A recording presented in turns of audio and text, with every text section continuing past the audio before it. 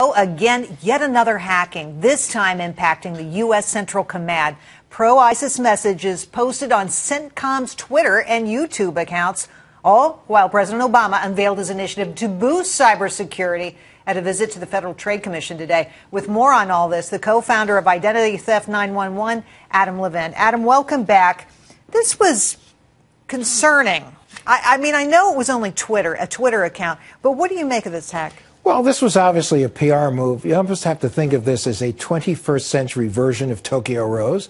It's how do you get into the heads of the enemy, as far as they're concerned. We're the enemy. They want to get in. They want to say to us, be worried about your safety, be worried about your families. We're in your PCs. We're coming after you, which is the whole theory behind terrorism, is make people feel scared to death that everywhere they turn, everywhere they look, they're in danger. So I want to show some of these screen grabs, which is what people saw. You're seeing them here right now. ISIS is already here. We're in your PCs, in each military base. We won't stop. We know everything about you, your wives, and your children, and it's accompanied by some data. American soldiers, we are coming. Watch your back. Now, you say it's a PR move, but it is intended to instill some fear and anxiety, and I think it's probably done just that. Oh, no, it's definitely designed to make people feel uneasy. Certainly the timing of it was a PR move, to time it with the president's announcement of the cybersecurity portion, or at least one section of the cybersecurity portion of the State of the Union. But I have to tell you, doesn't this make you think they're right? We need to be doing more. What are we going to do to close the doors and to make people safer? Oh, no, we absolutely need to do more. And just where we've talked about the fact that that cyber war has replaced the Cold War, essentially what we need to say is, Mr. Obama, Mr. McConnell, and Mr. Boehner, put up our walls, put up our cyber walls. That's totally true. Yeah. What the president was saying today is that he wants to require 30 days. The companies have to say in 30 days, make it public, tell the president, tell the White House that they've had some kind of breach or problem.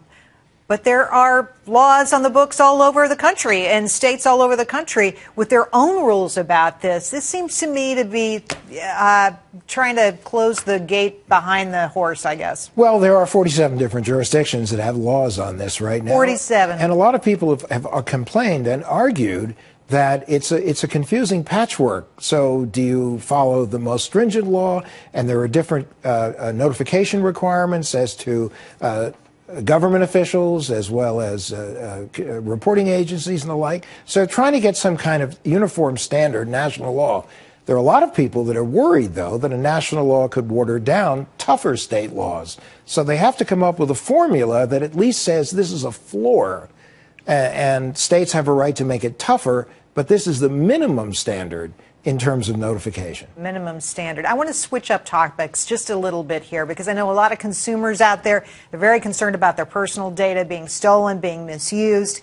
One of our producers just got a letter from Staples. Remember, Staples was hacked, right? Well, that was 5-6 months ago. Finally, this producer now getting a letter saying, we're sorry we had a problem 5 months after the event. Here's what the letter said. Staples data security experts detected that criminals deployed malicious software to some point-of-sale systems at 113 stores. The malware may have allowed access to this data for purchases made between August of 2014 and September of 2014 at 2 stores from July through September. Wow. Do you find this as concerning as I do, that it takes them this long to inform the consumers? Well, there was a public information release that was put out about a month ago. That was still a very long time. But that wasn't informing individuals that they were actually at risk. No, but I think what they were essentially saying is, if you shopped at the store between these dates, so it's up to you to do the hard work and figure that out. Let's face it, not everybody remembers where they shopped. No, but I think basically you have to assume that every time you hear of a breach in any store you ever shopped in, you need to be looking. But the truth is, you should have already been looking at your accounts, your credit and your debit card accounts on a daily basis, and be signing up for activity alerts from your financial institutions. That does not excuse the failure of businesses to properly notify you or to properly protect you. And that's my point. That's my point. I think you made good points about what consumers should be doing, but I think these companies should be more responsible in the way they handle this information and let us know at their earliest possible